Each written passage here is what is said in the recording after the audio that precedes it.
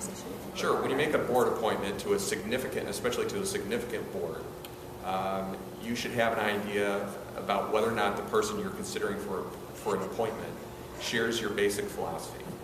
It doesn't mean that you stand in place of them or that you substitute your judgment for their judgment.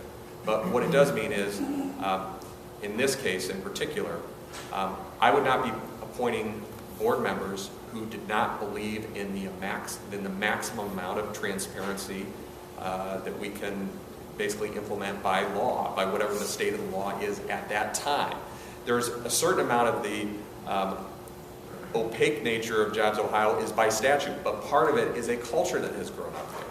I mean, again, to go back to Mr. Boland's quote, it's a pretty extraordinary quote that when people all over Ohio are concerned about it, that the problem is that journalists are covering it.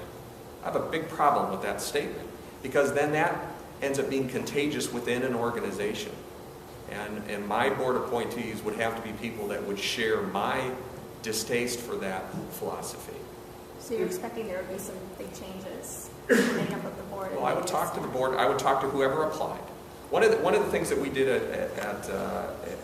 in Cuyahoga County was we opened up the board appointment process. So we have a couple hundred board appointments that we make, or that I make on an annual basis, or over the course of my term in office.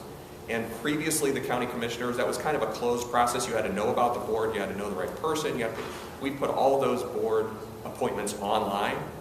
Anybody can apply. So a number of the board, I would say the majority of them are folks that I personally did not know beforehand.